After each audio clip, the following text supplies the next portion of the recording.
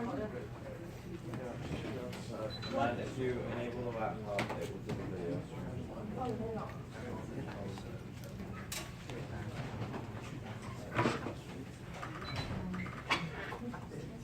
Straight down there? Yes, beautiful. Okay. Blaze, do me a favor, and you got to move down one, so that way, in case this goes out, the phone, just let me know. Just call us out that it's not broadcasting. Thank you. Or let Blaze, let Alex know here across the way. It stops all of a sudden. Thank you.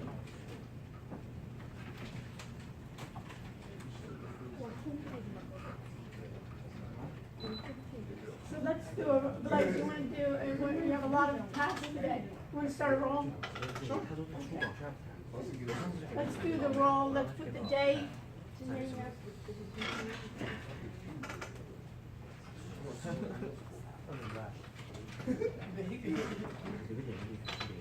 Today is Wednesday, 4/17, 2019. And what we're going to be doing today is we're going to be talking about software acquisition.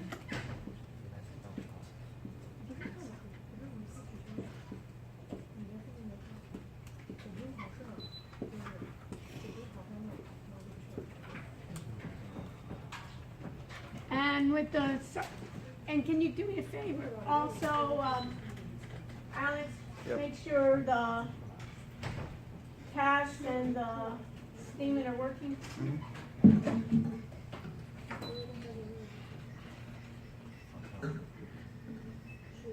Rachel, how you doing? Okay? You look like you have an exam coming up or what?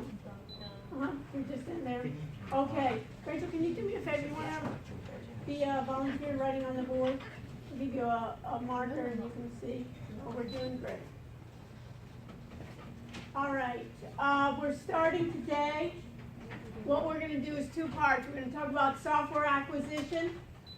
We're also going to be talking about what we call ASP. So write it underneath the software, just indent it. Yeah. ASP. Anybody know what ASP is? Okay, so basically name and number, and also put in put website and then put app for both. Okay, we're going to do ASP, application service provider.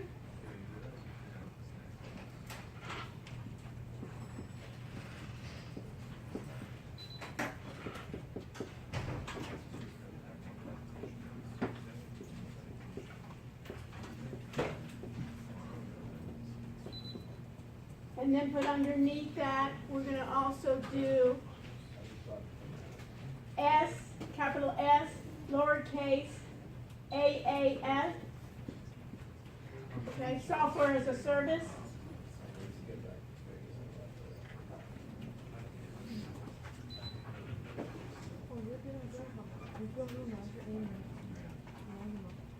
And we'll also put underneath that, we'll talk about software development lifecycle. So SDLC, software development lifecycle.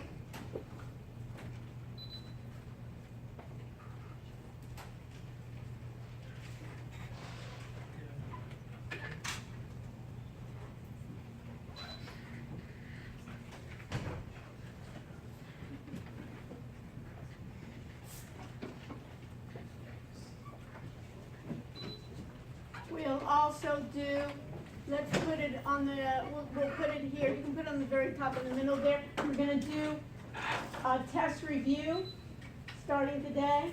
This way, we're sure everybody can study, right? Test review. Our exam, you want to put on top of that. When's our exam in this class? May 1st.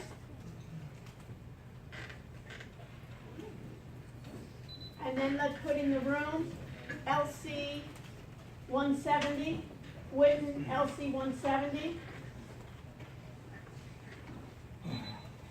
And then on Tuesday, that's on May 1st, Tuesday, April 30th, that's reading day from 7 to 9 p.m. Write it a little larger. 7 to 9. So everybody can see that.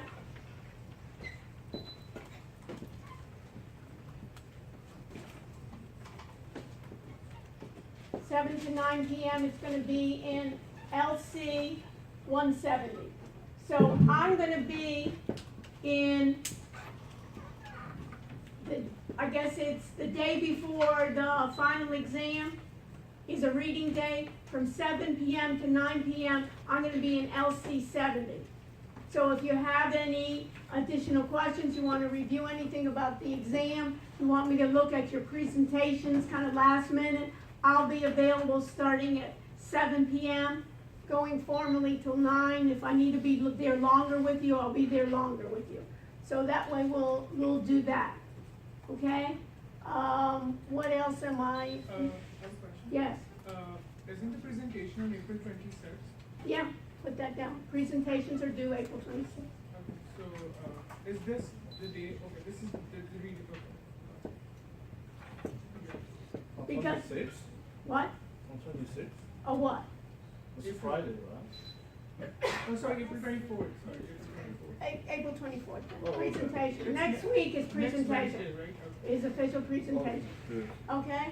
Is our presentation. I'll go over exactly what your presentation must entail in order to, what I think is the proper presentation to be. We'll go over that. What else am I missing? Okay? So if you want to get a screenshot of this before we add additional things there, everybody knows that we have this. Okay? What else do we need? Anything else? So everybody has a screenshot of this. So we know that you don't want to be, I had some confusions here. You don't want to be that, oh, I didn't know their presentation was next week. We don't need to know, I didn't know when my test was. Oh, let's also put in what the test will include. Good idea, huh? Yeah. So let's put it on the top there. Where can we say? We're in here? Yeah, put it over there. Okay, so the test will include all chapters since the last exam plus chapter 4. So we're going to do, let's write down the chapters because people don't even know what was done before, right? So, so it's going to be the only chapter that's going to be different. So add chapter 4. You can even start chapter 4, which is security. Chapter 12, which is business intelligence. TG3, which is cloud. Tech Guide 4, which is intelligence. Chapter 10, which is ERP. And chapter 13. So it should be 1, 2, 3, 4, 5, 6 chapters. So all of them are new chapters. The only one that I think is really important that we didn't spend, that you need to continue with is the security chapter. Okay? Then we'll talk about, let's do this, the open-ended questions. And in the open-ended questions, it's on the web links. Last time, I didn't give you much credit for the open-ended. The second exam will be more credit for the open-ended. And the web links go all the way down to the web links, all the way down, and it'll start on all the web links that are done on the cloud. So what is cloud computing? Is a possible area, introduction to cloud computing. What are the major vendors in cloud computing? What are they? What are major vendors in cloud computing? If I had to ask somebody. Amazon, Amazon, right? And Amazon's cloud computing is called what?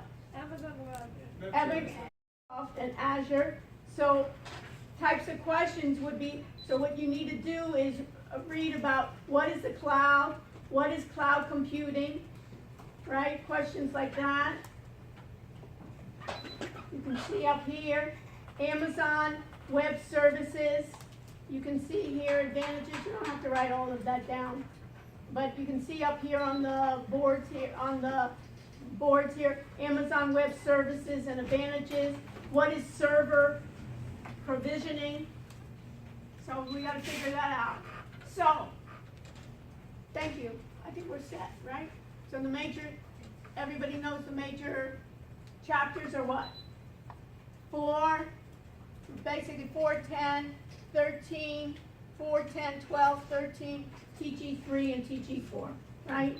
And open-ended questions will be on starting with, you can put it in your notes there, maybe even you can put it here, the link starting with cloud computing all the way down to the end.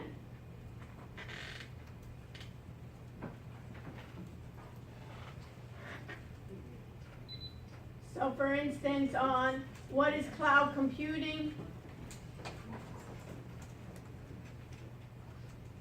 right?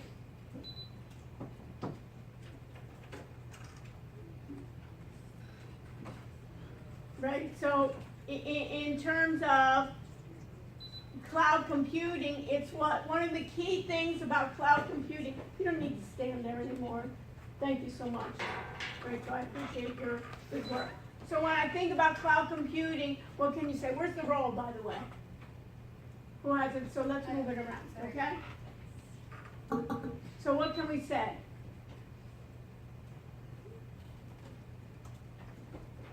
Who can tell me for class participation? Role of cloud computing. Companies don't have to spend time and resources on storing all the information on their On their what? You're on a roll. hardware. On their hardware. On their what?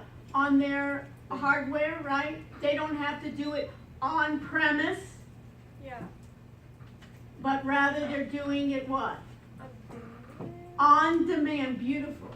So basically cloud computing is, the note here is on demand. And what does on demand mean? On demand is scalable. What does scalable mean? That as your company grows, you can scale up, or as your project winds down, what you do? You can scale down. So you can basically get resources, computing resources, based on your own needs, and your needs change. If you're a startup, are you gonna have a lot of customers in the beginning? No. If you start proceeding, you're gonna have more. So what can you get in cloud computing? You can get then computing power. So what does computing power mean?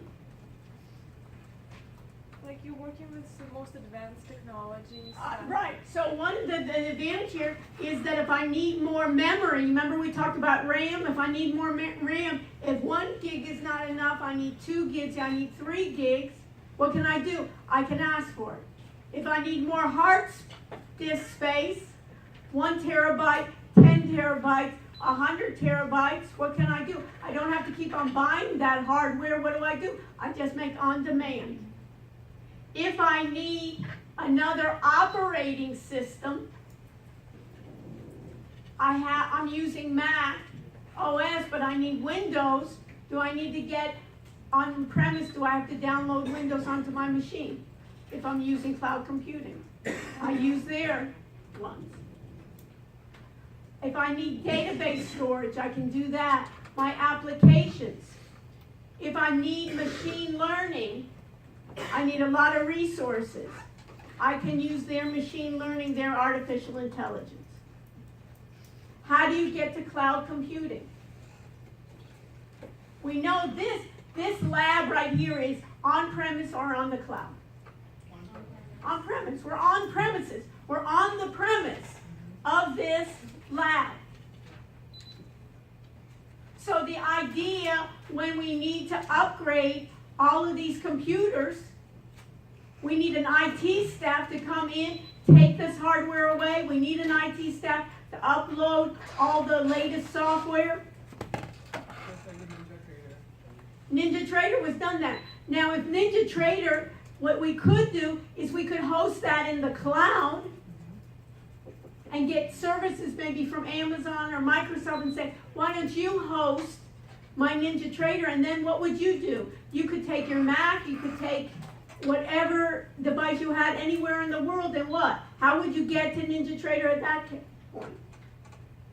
You just log into their Via what? via Via what? the software that we Via what? internet. Internet. Yeah. Beautiful. So you can put that in your notes then. Cloud computing, the difference on premises is how do I access the cloud? What is the cloud? It's just other people's computer that you're using. And how do you get access to it? Through the internet, through a web browser. So when they say in that, let's go back. This is good, right? So we're doing a review already for open-ended questions. So if I go back, everybody with me? Go to the links in our regular section. Everybody in the links? Go to your links in the regular section, you can see it. So one of the common questions, so Evelina, you answered already what? What is cloud computing? The idea of on-demand, right? And it's not just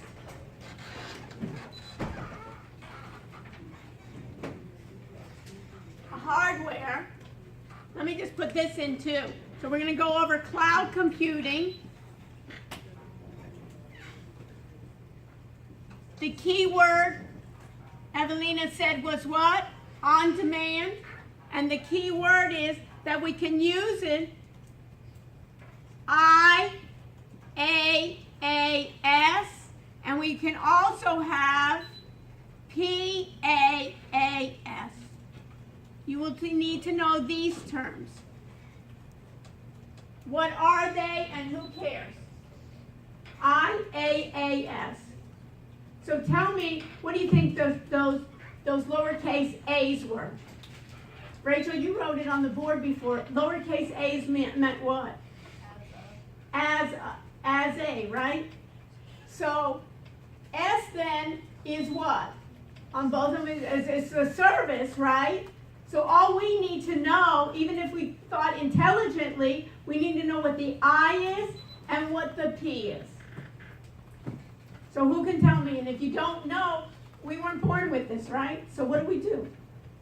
During review, we can look it up, right? So what do we get for on? Yes. Infrastructure. So what does infrastructure mean? It means all my computers.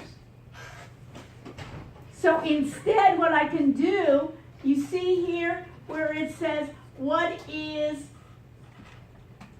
server provisioning? Everybody see this on my screen? Everybody see this where it says, what is server provisioning? What's a server? First, we need to know that. A lot of times there's a server and there's a client. Or there's a server. Basically, a lot of times we are what? We're clients. Right? When we use any type of cloud service, what are we? We're the clients. What kind of cloud service do you know? We use our email, we use our Facebook, we use our Instagram, all of those. Are you really hosting those? No, you're just basically using it. So what's a server provisioning is I can use cloud to basically on demand get services as a server. Instead of me buying, let's say we were going to do a machine learning project, and I wanted to find out who were the most successful students at this university, who really, during the university, were the most satisfied, and after they graduated, within the first 5 years, had the best positions and were the most satisfied with their work. I wanted to find out those characteristics of what made really students that loved this learning environment plus were successful. And I said, you know what, we need some heavy duty hardware. And what would you come back to say? I said, let's buy it. And what would you say? What would be another alternative than let's buy it?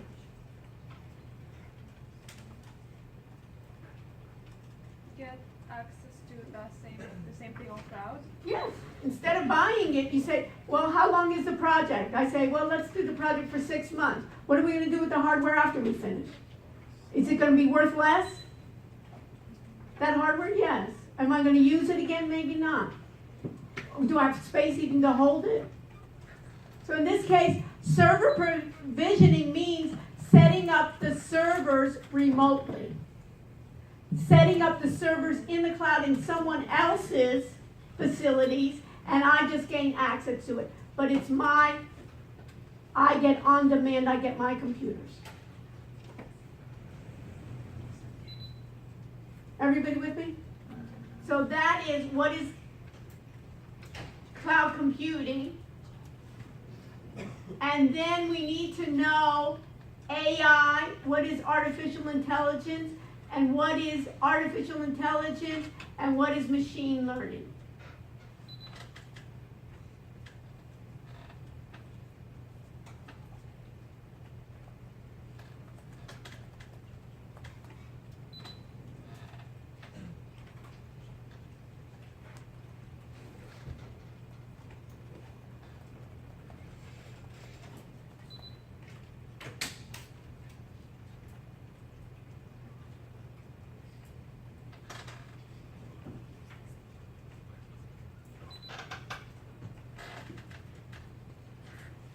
So basically, what is machine learning?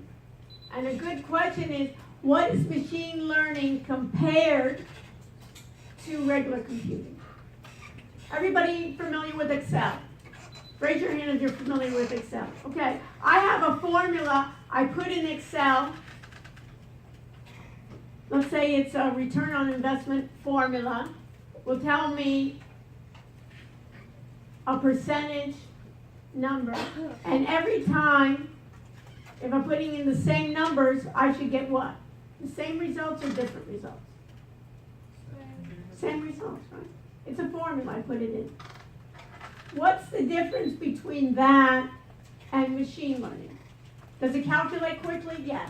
Can I use large numbers? Yes. Can I use a lot of records? Yes. In regular computing. So a good question to you is, what's the difference between machine learning and regular computing?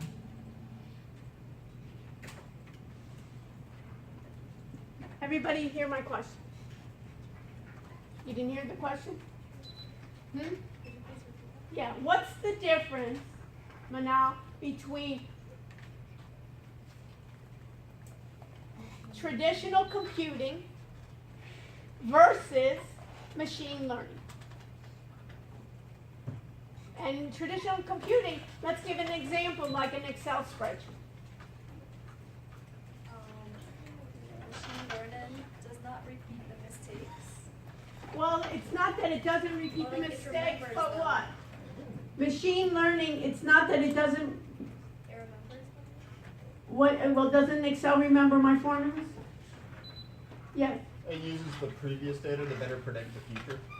It basically, what does it mean that it learns? It basically is going to make some insights. Machine learning will try to get better each time, and machine learning will try to improve. And it's together machine learning with a human being. There's two types of machine learning. Put it in your notes. One type is called supervised machine learning, and the other type is what? If one's called supervised, what's the other one called? Unsupervised. What a class. I should have given the exam today, no, right? The answer is no. Okay. Or what is it? Not. Right. So, but I'm going to try to do the best job I can, okay? That you will all succeed. So my idea here is supervised. Everybody have this already? Yes? If you want to take it, because I'm going to race a little bit. So take pictures if you want. You can even take a picture with me next to the board. Okay. So, anybody's done any videos, by the way? Edited videos, done videos? You have? What have you done? Okay. Like software?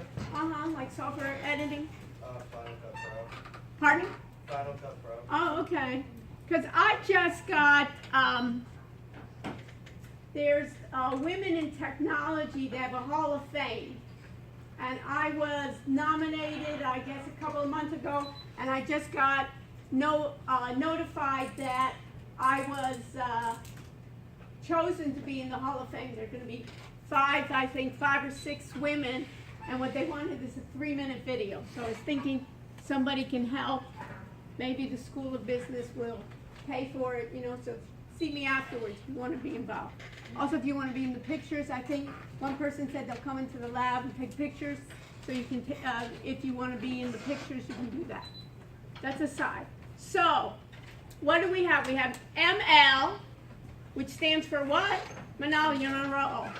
Stands for machine learning. Great. And we have supervised versus what? Unsupervised. Wow, what a class. I'm just so pleased. So, supervised.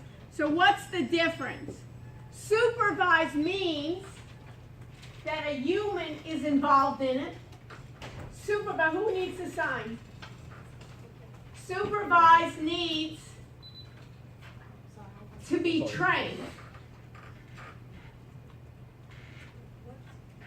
Supervised needs humans, and supervised needs a hypothesis, and supervised needs to be trained and then tested. So let me give you a scenario that I've given you before, and we can think about it. Credit card fraud. Everybody knows about credit cards, and what do we have? We know that they're valid transactions, and what else are there? So we have two groups. We have valid transactions, and what else do we have? Fraudulent. Fraudulent. What a class. Now,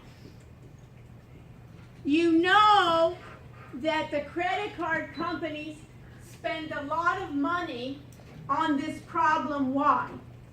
What's the problem? Just like we did with our project. What's the problem? Why do credit card companies spend millions of dollars on fraud detection using machine learning?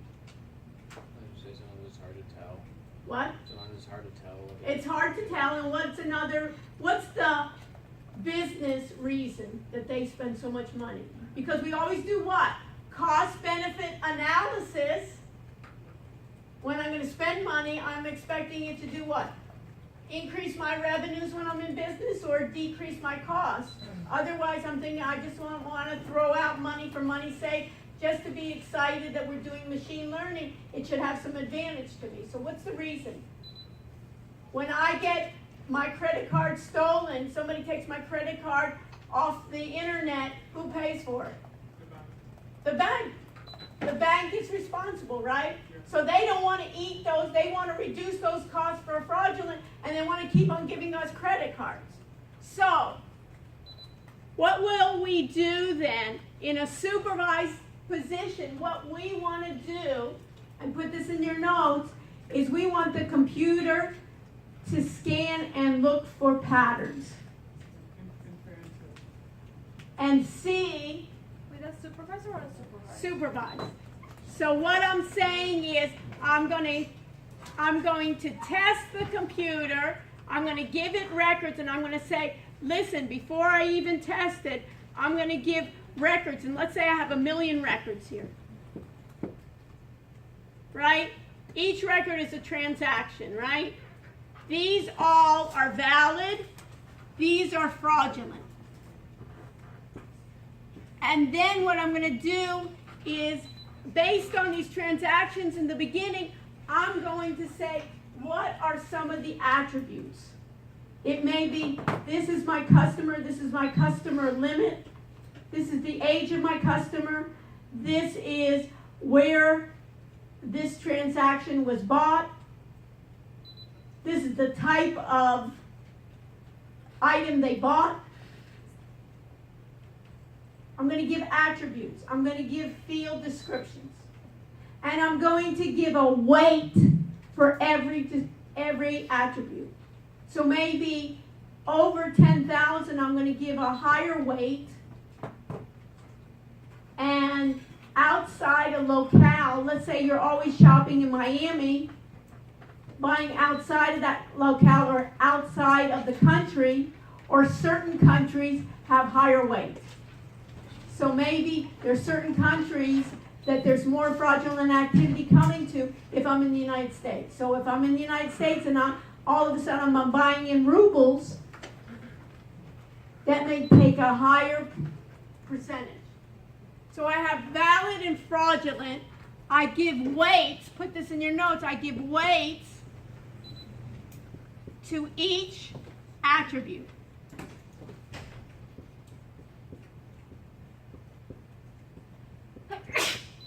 Sorry. And I try to train,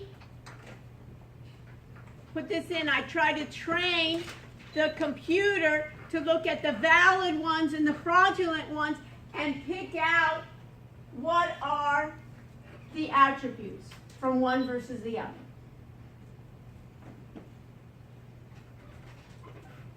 It trains a number of times. That's supervised, right? Yes.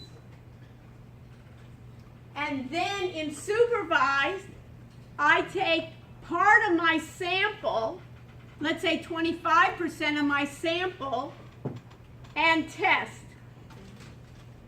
Here, I tell the computer in training, I tell the computer which ones are valid and which ones are fraudulent. And I say, I'm giving you that. Just like students. These are my successful students. This group were unsuccessful. What is it about those characteristics? Was it their GPA? Was it the school, the high school they came from? Was it the country they came from? Was it the city they came from? Was it their major?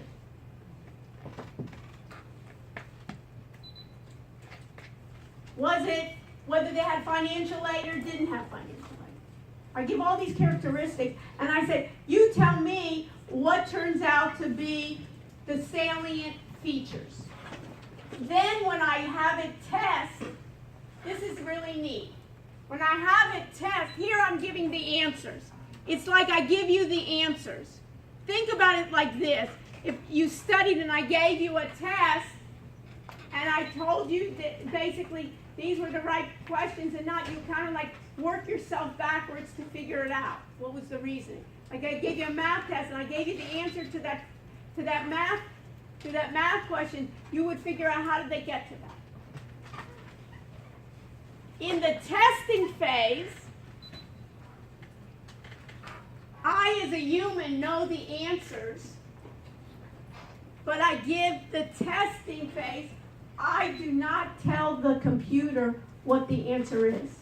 I give them a number of records, a number of transactions, and I test the computer, the machine learning algorithm, tell me which ones are fraudulent and which ones are non-fraudulent. Which ones are valid, which ones are fraudulent.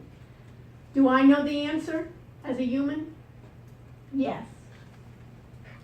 So I will know then the percent of how incorrect or correct, which ones did it flag that should have not flagged, which ones basically it should have flagged but it missed. Like a false positive or false negative. Then, once it makes those mistakes, I feed it back into the system and have it start adjusting the weights of the attributes. And we may find out for credit cards, it may be, if it's in a different denomination, that may be having a higher weight. Or it may be, if I never buy anything over $1,000 and it's over a certain limit, that's a flag. Or it may be at a gas station for $2 filling up, that may be a flag. So what's the main difference between supervised is that I'm going back and having it improve each time. Just like you, right? You did the test. How many got the score they wanted on the test? If you want to get better, right? What do you want to do? You want to learn from your mistakes and say, what did I do wrong in that test that I didn't get 100? Oh, I forgot to study the quizzes. Oh, what I did was I spent too much time partying and I didn't even open the book. Right? That may be a hint, right? Yeah. Or I didn't pay attention to what questions were going to be asked on the open-ended questions. I didn't read the articles. So you could kind of figure it out. The same way when you're trying to learn versus regular computing, you had a formula, it will keep on producing the formula. It will not say, how can I get better in predicting tomorrow? Unsupervised machine learning is I don't give it a hypothesis, I give it data and say, you computer find me patterns that I did not know about.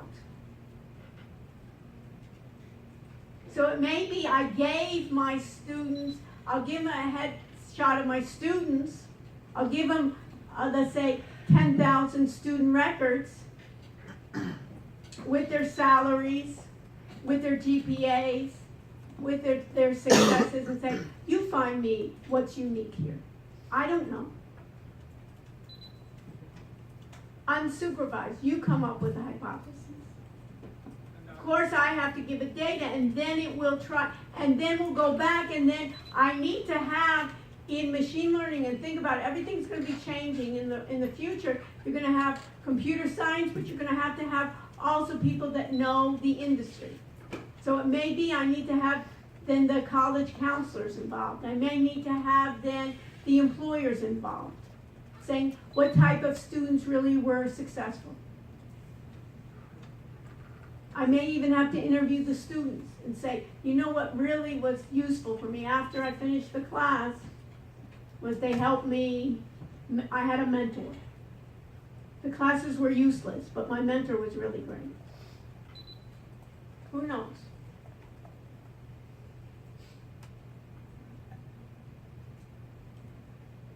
So that's the machine learning. This is RapidMinder is just a tool that you can use. I'm not going to test you on this one, so you can put in your notes here that I'm not testing you on the RapidMinder.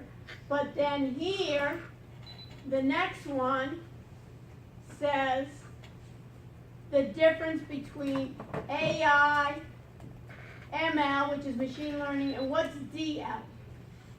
Any idea? Look up here, deep learning.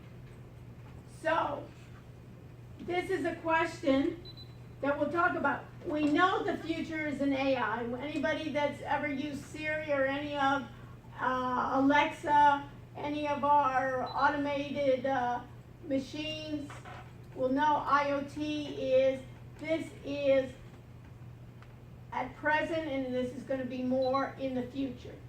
So AI here really is artificial intelligence. It means to getting the computer to mimic human behavior in some way. Versus traditional computing is just computing. It's not trying to mimic human behavior. And machine learning is a subset of AI. It consists of the techniques that enable the computer to figure things out from the data and deliver AI applications. And deep learning then is a subset of machine learning that enables computers to solve more complex problems. So Google bought a number of companies just to do machine and deep learning. So this is where it's coming. So here's a description that this is a good article to read, that artificial intelligence started way back in the 50s, but why did it blossom now? What was the impetus? This is a great test question. What was the impetus of having AI, machine learning, and deep learning be successful now and it wasn't, let's say, 10 years ago? What type of technology makes that happen? Much more that everyone or many people in different levels can use machine learning. You can use machine learning today. There are models that you can use machine learning. You don't have to have the hardware. You don't have to have the software. You don't have to have the models. You don't even have to have the data scientists. What is that technology? Or what is that? Cloud computing. Because we have cloud computing, where's the machine learning software residing? On the cloud. If I have millions of records, I can get data. I don't have to worry about what? Database storage. I don't have to worry about computing. I have that available.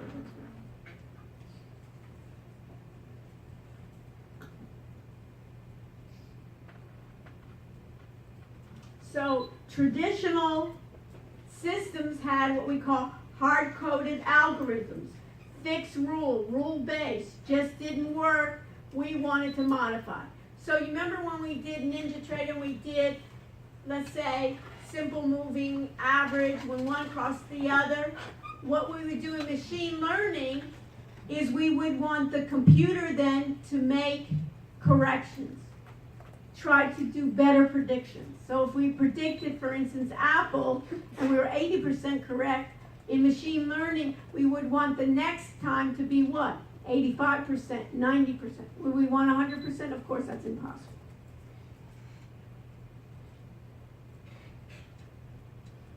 So the idea of machine learning is feed an algorithm, as opposed to your brain, a lot of data, and let it figure out things out.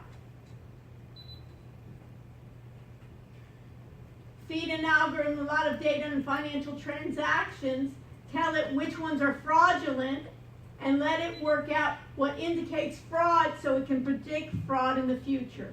Or feed it information about the customer base and let it figure out how best to segment them. So this tells you about machine learning. So what is deep learning? Deep learning uses something called neural networks. Neural networks come from our brain, right? Neural networks is I have synapses and basically neurons and layers and interconnectivity, and we're trying to mimic the brain. And one of the most common examples is autonomous cars. And what another one is supercomputers to do speech recognition. You'll experience that form, that quickly it will do this, and how deep learning works. This is an excellent, so hopefully, basically, you'll get this idea from this article. So this was on the idea of then the difference between AI, machine learning, and deep learning. This is about Google's deep learning. Here's another one. What is ML, machine learning? What is deep learning? How can it be applied to business applications? So you can see here an article then when you're seeing then that article clearing the confusion between AI versus machine learning versus deep learning differences. So you can see that they have it here. What's artificial intelligence? What's machine learning? Loosely interpreted mean empowering computer systems with ability to learn. The other part, you remember we talked about ERP. What does ERP stand for? Enterprise Resource Planning. We'll talk about those ERP trends. Basically, is the enterprise basically looking traditionally, it's been a number of functional areas in the ER, so it's 5 ER resources in the trends. It's usually been on accounting, HR, technology, and how is it now changing? Basically, it used to be very complex. ERP was very expensive, very difficult to set up. And in the beginning, it was on-prem, and of course, it's now going to the cloud. And now what we need to add on to it is, of course, social media. We need to get closer to our customer. We need to engage more our customer. And we can use that with artificial intelligence, and we also have to modify our ERP.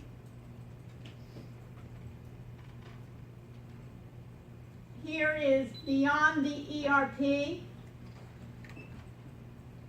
And if I look at beyond here, that ERP, and here's the executive summary, is that we got to find ways that are hybrid, ways that I can do on the cloud, ways that I can focus on the business value, what it will generate. So this is another article, and then there's something, the last one, put in your notes here, the SAP trends. This summarizes basically, look at this, of summarizing what are the latest trends in computing. Digital transformation, being online, creating my customer data, that I don't have to be writing in forms on paper, that everyone will be, anybody ever gone to a doctor and sometimes they have you write down information 3, 4, 5, 6, 7 times? Yes? Well, why do that, right? And then I can do it, then machine learning, right? That artificial intelligence learning, deep learning, powering a new breed of software, see how technology, blockchain, Internet of Things, cloud computing, and big data. That's kind of an overview of what we've been discussing these past weeks. So what type of questions will be open-ended? Cloud computing, AI, machine learning, deep learning, and the big trends, which are these 6 that we've gone over. Any questions? Does that make sense? Yes. Yeah, just same format as the last test. It'll be same format. There may be, but there's going to be more emphasis also to the open-ended questions. Okay. But it'll be same format. It'll be multiple choice, the first part, true, false, multiple choice, and then the second part, same idea that you'll have space on your, and there won't be surprises in what type you say, oh wow, she asked that. On the open-ended. It will be on this, no other, you know what I mean, on what are the trends, what is AI, what is machine learning, how can it be applied, and cloud computing, what are the benefits of cloud computing, how can it be, cloud computing versus on-premise, advantages, disadvantages, yeah. So by that do you mean more open-ended questions, or It may be one more open-ended Okay. question, and it may be more weight. the same by multiple choice? How many multiple choice? 70? 70, 80. We'll have enough time. There won't be a problem that we won't have. What's our time? Did we put the time? So, Did we put the time up here, for Rachel? No. Everybody knows the time. Make sure you take another picture. Where is the exam? May 1st. Let's put the time because people will hang out at 8 o'clock in the morning. They're just waiting in anticipation, right? They're going to get so excited. I don't know what time it is. I've had those times where those bad dreams where you miss the exam. I've had those. You know what I mean? Haven't you? And you know what I mean? It's like, But it's in Dooley, right? no, it isn't. Dooley. What's Dooley? It is in LC. Put this in your note. It is not in Memorial. It is in the Learning Center, Winton Learning Center, room 170. The reason I'm not going back to Dooley, remember how crowded Dooley was and everybody was on top of each other? I couldn't get this room. So this is plenty of seats. I think there are over 100 or 170 seats. So nobody won't feel like they won't have a good seat. You'll have plenty of room around you to spread out. Presentations are in here though, right? But the presentations next week are here. Next week is our last, everybody, I know it's kind of like easy to daydream and so forth. Presentations are here. I expect all groups to be here, not in LC, not in Memorial, not on the grass, you know, and not on the beach, maybe later, okay? Later we can party on the beach, but right now we gotta get this done. Yes? Okay, so can you, like, write, all the things that we need for this presentation? Yes, we're gonna do that now.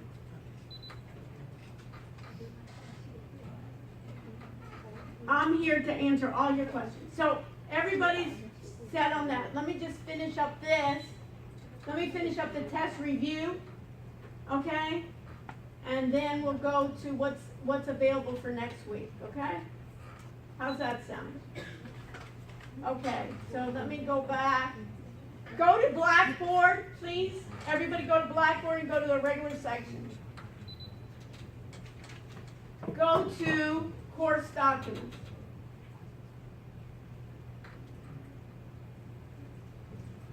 Everybody under course documents? Blaze, you're under course documents? Check your neighbor and see if they're under course documents. Let's see this.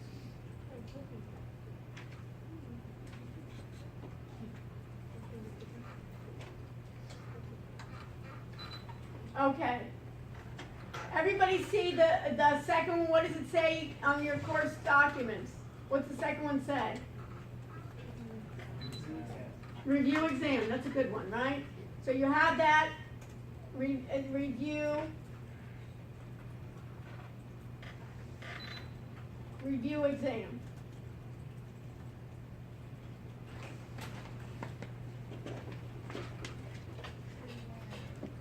So, review exam, chapters 4, 10, 12, 13, TG3, TG4. TG3 talks about infrastructure, talks about the cloud, mobile, the enterprise. What is the enterprise? Any business. What? Any business, basic organization. LAN, what's a LAN? A local area network. If I put all these computers together, are they on premise? Are they all local to this network?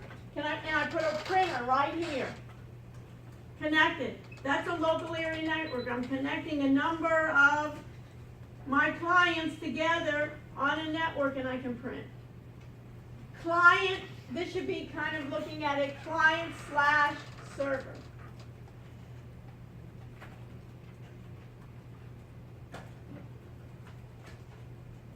If we were in these PCs here, are the clients or the server? Clients. You as an end user are usually the client.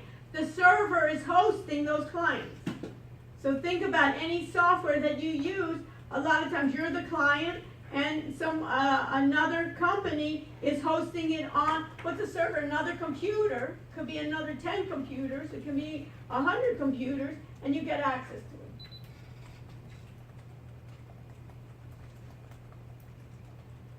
You log on to Amazon, right? Amazon has servers, and you're the client.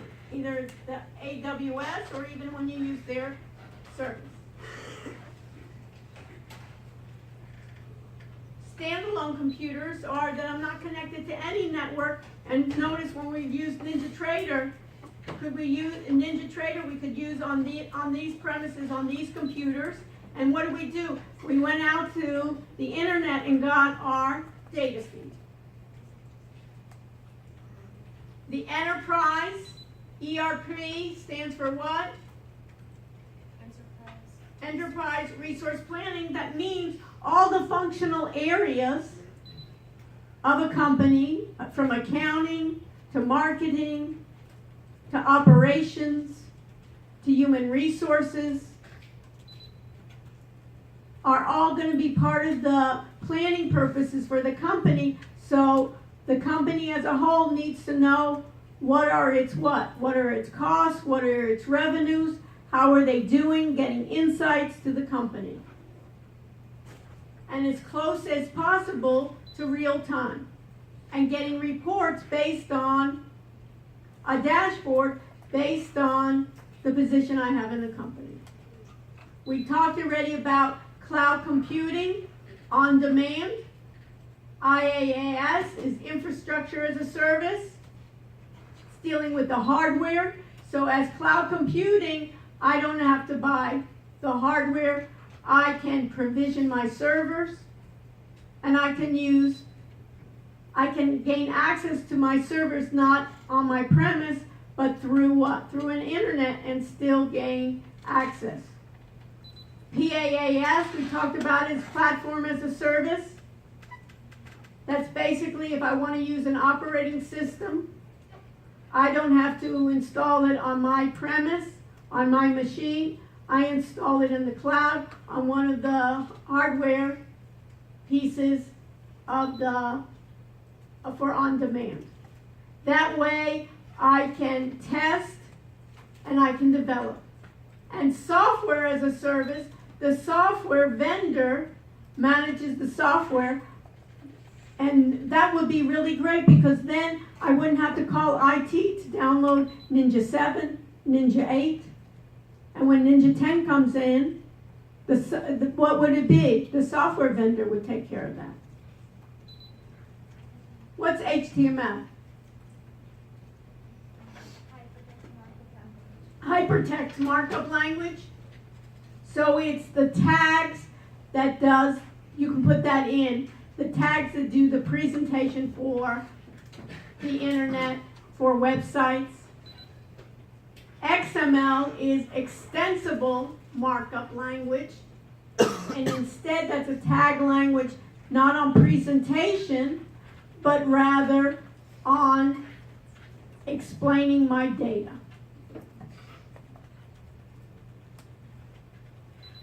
Tech Guide 4 talks about AI. We've talked about it. You need to know what the Turing test is. Basically, the Turing test was what? Anybody remember? That you were able to differentiate what? A computer versus what? Computer versus human. Yeah, computer versus a human being. Where's the roll? Who has the roll? It's right Roll here. disappeared. Okay, can you bring that up for me? Yep. Anyone else not signed in? Going once? Going twice? Sold to me. Okay.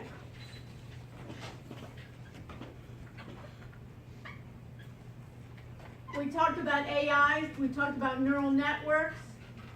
Many times what's the problem with all this AI is it's incomplete data, so you have to basically clean the data. Machine learning, we've already talked about training and testing. Fuzzy logic. Anybody remember what fuzzy logic is? What does fuzzy mean? Not clear. Sabrina, you remember anything about fuzzy logic? It's used in matching. If I were asking you, if you went out, Sabrina? Are you asking if I went out? Yeah, have you ever gone out on the weekends Yeah. with your friends? Where do you go? Depends. Like what? Uh, Like what do you guys do? go clubbing. You go clubbing. Okay, so let's go clubbing together, okay? So we go clubbing together, Sabrina. And you meet people, like people you never met before in clubs? Yeah. Okay. So what are you going to look for in somebody? What are your criteria for even talking to somebody, let alone, do you ever dance in clubs? Yeah. Yeah, okay, so you dance in clubs. You ask somebody to dance, or they ask you to dance. So what are criteria? And maybe they talk to you afterwards, or you talk to them. What are your criteria? What are we looking for? Let's start. Work with me. It's not a hard question. I guess funny. Okay, so we're going to look at characteristics. So she's looking at a characteristic of another person, right? That she wants to chat with, dance with, communicate with, give her number, give her whatever. You know, have you ever given the wrong number? That's a good one too, right? I don't want them to call me, right? You give a wrong number, give a right number. Okay, so she says funny. What else? That's it? Personality, I guess. Huh? Personality. Like Per- his characteristics. And Okay, personality, okay? What do you want kind of a personality? You want outgoing, you want introverted, you want extroverted, what do you want? Outgoing, so she wants outgoing. What else? That's it? Smart. Okay, she wants smart, so intelligence. You don't want a robot, right? You don't want AI. So she wants smart. Sometimes some of those guys, maybe you would want a robot would be better. Okay, that way you know you can program they can learn, right? Some of these people they can't learn, right? They keep on telling you. Okay, what else? Loyal. Oh wow. Okay, and what about looks? Does that matter? Yeah, looks matter. Looks matter. Okay, looks good looking or bad looking? What? Good looking. Good looking. Good looking. Okay, good looking. Have you ever seen that? If you there's a song, you can go to YouTube. Where if you want to marry, never marry a good-looking woman, right, or something. I don't know. Okay, it's kind of it's a sexy song. Marry, sort of like you're supposed to marry an ugly woman because then she can cook or something like that. That used to be. Okay, loyal, good-looking. What else? And now how about tall, short? Tall. Okay. Now, if we were going to put this into a model, you're on a roll. Okay, if we were going to put this into a model, a computer model, and do some matching here, the computer, what would be the problem here? What's funny? What's good looking? Right? What's tall? Tall, let's say, in Miami may be different than what's tall in Minnesota. Tall in Italy may be different than what's tall in Norway. Right? Intelligent, smart, maybe for some people, maybe they know how to write their signature for that credit card, right? Or it may be that they got, 1,600 on the SATs, or smart may be that they succeeded in something else. So you see, all of that is fuzzy. Have you ever had like those dryers where you say, I want 60 minutes, or I want it when it's dry? Oh, okay. That's great. So it's just basically, so that's kind of like fuzzy, where it has, the machine then, its fuzzy logic has to kind of figure out what is dry. And then we got to figure out based on, it's almost like with machine learning and AI, figure out for you what is funny. That's going to be harder than what is tall. Because if I figure out, let's say you're 5'6", tall probably is going to be at least maybe more than 5'6", and then you can put like limits, and I don't want, Andre the Giant or something. 7 foot is like too tall. You know what I mean? They're like clubs there, for people over 6'5", they meet, together. Women that are over 6 feet, they can meet together or whatever with other. Okay, so all of that is fuzzy logic. So rather than telling the computer, you figure out kind of those areas in which what is too loud. If I have like a group, right, that I don't want, it could be decibels, but it may be switching between the audience, right? When you go to some concerts, too loud, it depends also where you stand, but also the type of genre of the music. Make sense? Yes. Easy. Okay? So that's fuzzy logic, and a lot of times those search engines use those fuzzy logic things as well. We did about applications as a service. Basically, when we deal with applications as a service, put this in your notes, ASPs, application as a service, is older technology than software as a service. Applications as a service could be something like a NinjaTrader vendor would take care of their software and they would download it to your hardware rather than you going to the internet and gaining access to it. Can you repeat that? Yes. Applications as a service is an older technology than software as a service. Applications as a service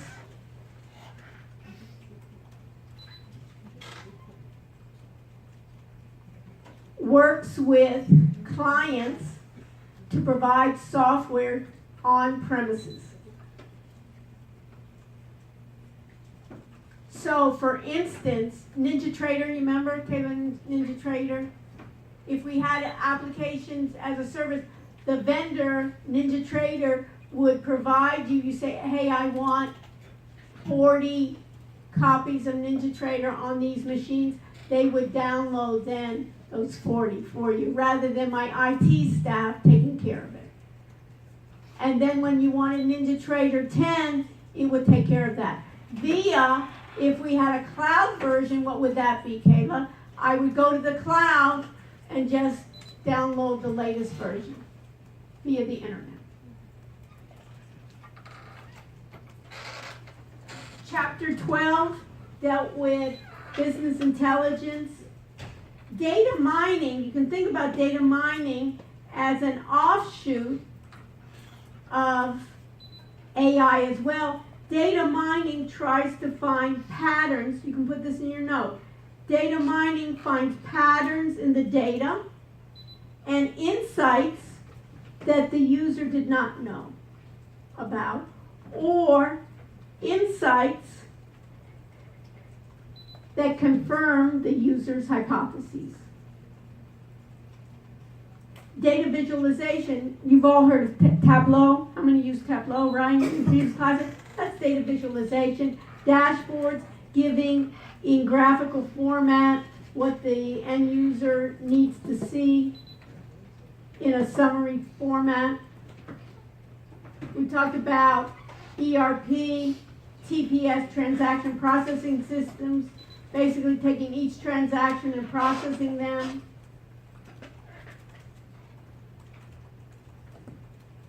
We want them to be, of course, accurate, secure, supporting my operations.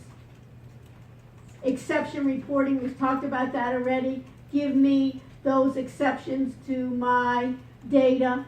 Give me, for instance, if it was a database, an exception reporting for my grades. Give me my very, very top students, the ones that got 101 or 105. And exception reporting, tell me those students that are really struggling here. So my very best students, why is that important? Maybe I should reward them, or maybe they can help others. Those students that didn't do well, maybe we can find some resources for them, or maybe we can say, this course is not for you. Security, talking about phishing with a P, and balance between security versus operations. And what I mean by operations is sometimes things are so secure that I can't do work. I have to go through so many security questions, answers, I have to remember my passwords, that it's so secure that I can't actually do my work. Okay? So that's the review.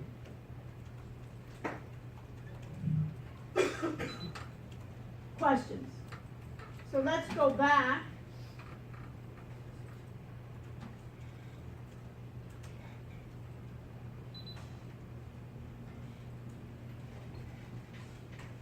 Go back to course documents and go to the very end of your course documents and you see business tech proposal.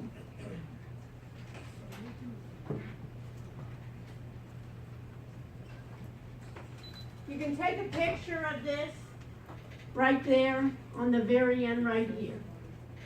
This is basically what your presentation and what your project should entail. We're going to be doing the presentations next week in this room. Everybody remember this room next week. Hope to see you all. And I will be listening to you all evening.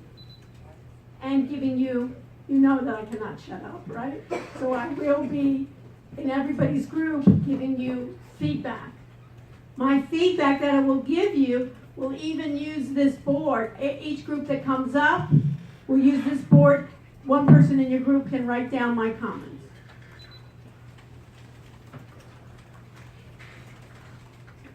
everything needs to be for next week uploaded to your audit area. So your PowerPoints, your Prezis, your PowerPoint should have links to your website, to your apps. On your website, you should have a website with a URL that you've upgraded so you can have, instead of saying something.wix.com, would have your own URL. Yes. Without making our own URL, we kind of got stuck on that. So do you have to, What were you stuck on I can't remember what you said, but you have to sign up and then cancel the membership, right? after you? Okay. You can do it after the class if you don't want. You know what I mean? But this way you know what a domain name is, but you'll have a year to use all their upgrades. But I'm just telling you, if you don't want to pay for it, make sure, and you don't want to pursue, first, if you don't want to pursue the project anymore, cancel it, but make sure you cancel it before, a year. Okay. Okay? So even if you don't, put some note or put something on your calendar or something to remind you to cancel. Yes? On the presentation, do we need to like take screenshot of our apps pages as you go through it? How do you? You decide. Okay. You decide. You can do screenshots of it. You can show it. The more that you show, the better it is. But let's keep it. What I want on this one is you can go through it as we're talking about the idea of what is your business idea, what's the problem you're trying to oppose, what's available now, what's your solution, who are your competitors. Of course, you have to include what's your revenue model. And the revenue model, some of you were trying to make up like numbers, like first year I'm going to make $1 million, next year it's going to be $2 million and $3 million. Rather than making up silly numbers, I'd rather you talk about how am I going to, what's the business model and how am I going to sustain that? How am I going to get resources? Other than just investors, I'm going to get it from customers. What kind of customers? You want to get some kind of base. Usually you just don't want to have, usually in this model that we're doing, we have to have some kind of freemium version, right? Something has to be, we can get a number of subscribers, and then maybe what we'll do is we'll have an upgraded version that somebody's willing to pay for, or we'll have, in this case, advertisers. What if you're going to do an advertising model? Who would be the greatest advertisers that it would make sense that would want to support your site? You can give examples of who you would want. I'd rather you talk about in concept rather than trying to make up numbers that it's $1 million and next year it's going to be $3 million, and then I'm going to have so much money I don't know where to put it all. Okay. Your team members, not only in the first page will be everybody who's in your group, but then I want a slide that wasn't in your website or your app, is what was the role of each team member, but rather what did each team member do? Their actual contribution, rather than saying, this was my marketing director here. Well, I'm not marketing anything, you know what I mean? But rather, and in general, my purpose for this part will be, this person didn't really do anything for the group. Yes, I believe. I have a question. So basically, since we're already gonna have an app, do we have to do screenshots of an app and include in the presentation, or just completely separately? We're not showing it together with our presentation. We're just presenting the slides and that's it. No, I want to see your website. So you'll have inside we may not have time to go through every part of your website. I want to see it. And if you can, I'd like to see your app. The more I can see your app, the best. Okay. Okay, and then there's one more thing that I want to add before everybody leaves. I'd like you to make within your business, in your audit area. Sabrina, you don't mind me taking off your funny and all your personal If I find somebody like that, you know what I mean? But you know what? My funny is probably different than your funny, right? I like her too. Not everybody. I like my funny too, but a lot of times I'm the only one laughing at my funny. Okay, but that's good. But that's all right, but I enjoy it so much. Okay, so my funny is that what I'd like you to do is also have a folder of apps. Have that within your group project and say, you remember how we did screencasting? And we kind of get the name of the app, the pros and the cons? Do the same thing here. So do the app. So if I use like Appy Pie or whatever I use, put, how did you get to it, maybe the URL, and then shortly just put pros, cons, On Blackboard? On Blackboard, make a separate, underneath your business proposal, do a separate one for app, because that's part of your work there, right? Evelina, did you do the app? Somebody who did the app in your group, or they haven't done it yet? Oh, we're doing it together. Okay, you're doing it, so you should get credit for that too, because that was, how did I find the app, what do we do? And if you reviewed a couple of different apps, you may put those in too, like, Appy Pie, what is it, Fire Builder or whatever, or Fluid UI or whatever, you can put those in and do pros and cons. Just like you did like for screencasting, do it as well. So you can get credit for it. Plus what's nice is try to do that early because people are still kind of trying to figure out when I'm hearing them, what should I use for an application. What's available now and our competitors, isn't that the same thing? What's available now, meaning it's not necessarily being your competitors, because what's available now, my competitors could be, they're similar but not necessarily the same. Okay. Okay? Because my competitor may be, they're similar but not the same. What's available now is, what people are doing is they're going down, and they're writing on paper, a survey. But they are similar. And then have a section of what are my next steps. Of course, this is a prototype. So if we're taking this project, where are our next steps? And our next steps, when you think about it, you can even think about it in software development. If the last chapter that I assigned to you was on software acquisition, and basically what software acquisition is, should I buy something off the shelf? Should I get a programmer? Should I then take APIs and combine them into my program? So put this in your notes. API. We talked about it before. What is it? API. API. What is it?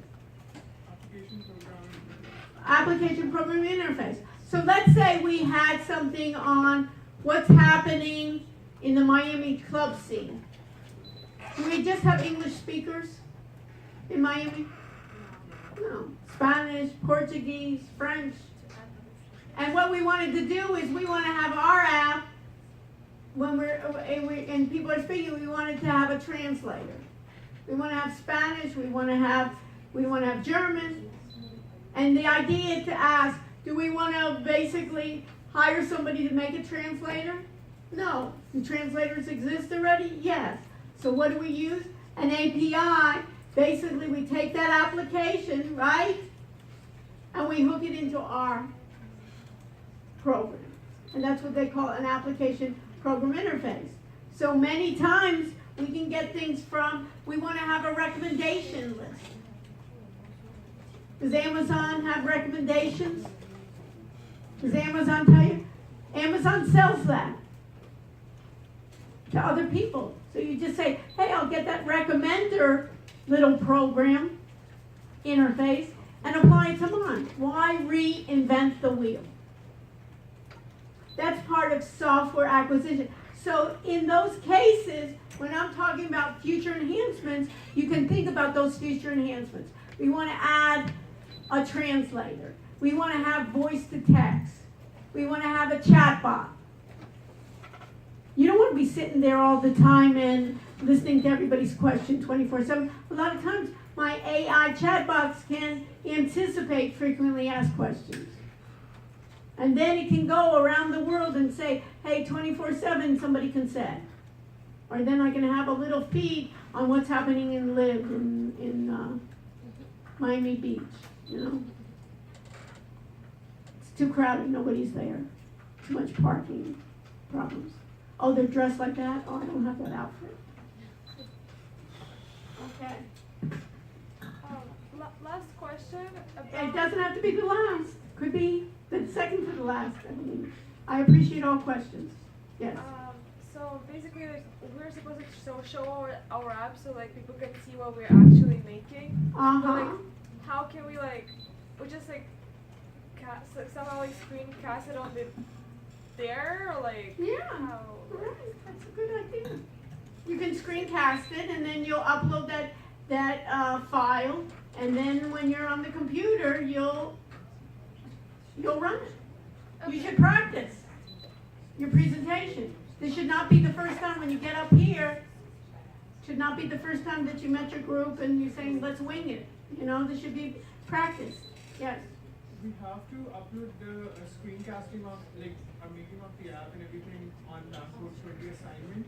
And for the presentation, we need to like show you the working. Mm-hmm. Or do we need to put that screencasting on the presentation? You can put it in screencasting. You don't have to show the whole thing, but you can give like little, you can do short, because the presentation will be like 7 minutes, right? Show basically your major highlights. Sort of a test run. Yeah, test run. That I can give you feedback. Okay.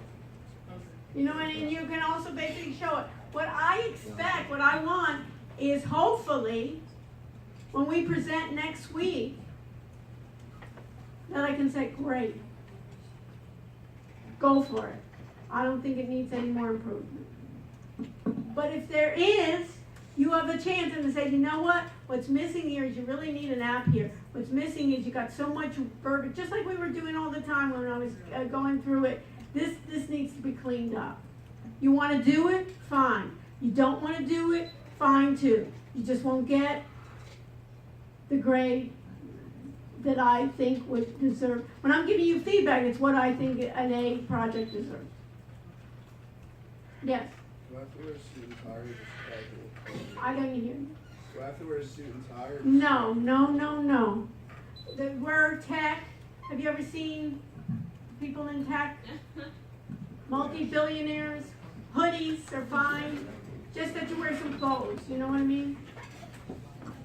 But just like you wear here, no suit and ties, I don't need to. You're not, you know what? You're impressing me by your work. And what you're taking with you is your work.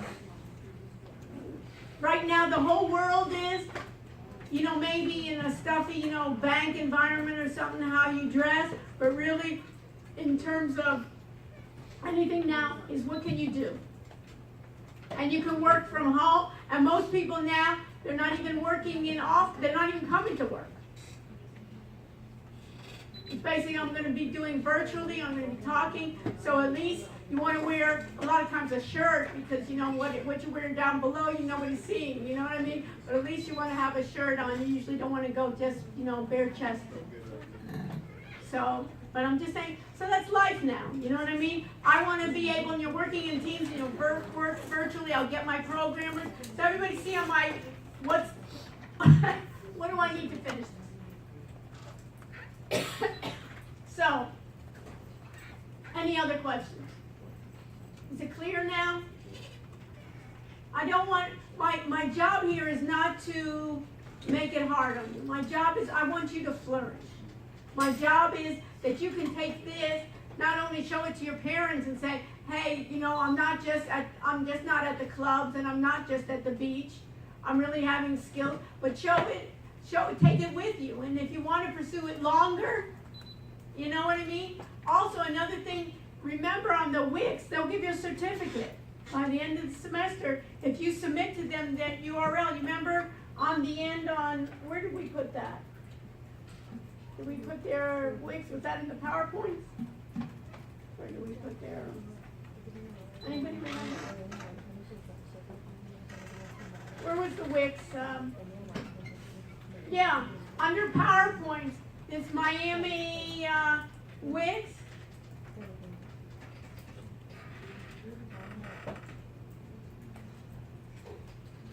Right at the very end.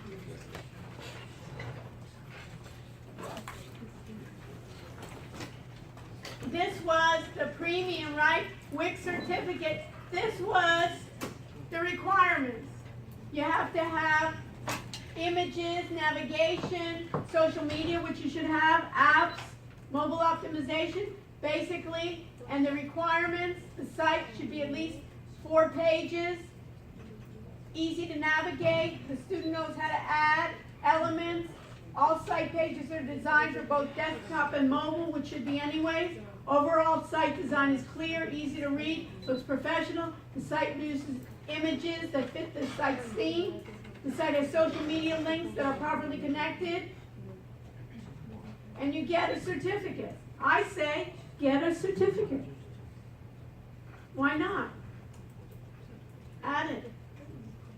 So submit your URL, and if there are a number of people that did it together, just do a little bit, change a little bit of the versions of it and submit ones and get it.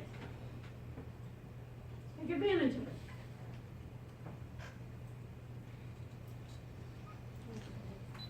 It's more than anyone else, you know? It's more than what you came in with.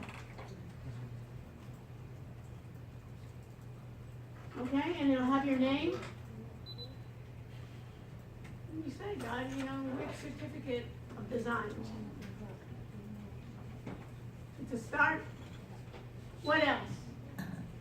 So what I'm going to do next is I'll meet with individual groups. You want me to see something? I will be happy. And you know that I'm not shy in giving you feedback when I think it's great. I tell you. Honest feedback that we can get. So where are we meeting next week? Here. And the day before, right? We meet where? LC 170. I'll answer any questions you have, last minute questions about the exam. About your, you know, if we've done already project, if you want me to see your project again, you know, we'll do that. And it's from 7 to 9 in LC 170. And this way you can find the room before the exam. You say, well, I'm not sure where LC 170 is. It's good even to stop by and say, hey, I know where the room is. Pick out a good seat for the exam. You'll have plenty of room. And time, those people that need more time and wanted to do their testing somewhere else, let's just do it all together and you'll have enough time. And that way you can ask me questions. You can come up, you know, for it. And it's the same, this will be easy. The format will be easy. You need to bring also, number 2, pencils. You need to bring your picture ID. There will be no additional materials with you. What else? Anything else? All right. So I'm looking forward to be a participant in everybody's group next week to make your project the best it can be. Stay with me if you have questions.